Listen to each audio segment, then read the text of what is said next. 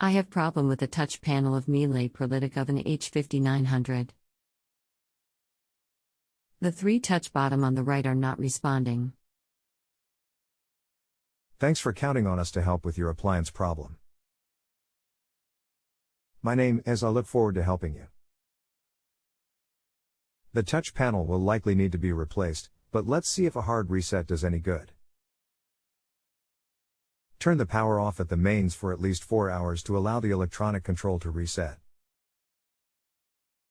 Does the behavior change at all? Hey Kelly, no Chang after the hard reset. Please explain how I can disassemble the touch panel from the oven. Where I can buy a new one.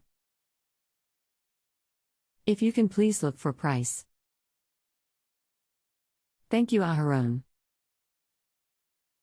The oven will need to be pulled out to remove the top access panel, allowing full view of the console electronics. The part is only available from miele directly. Click here.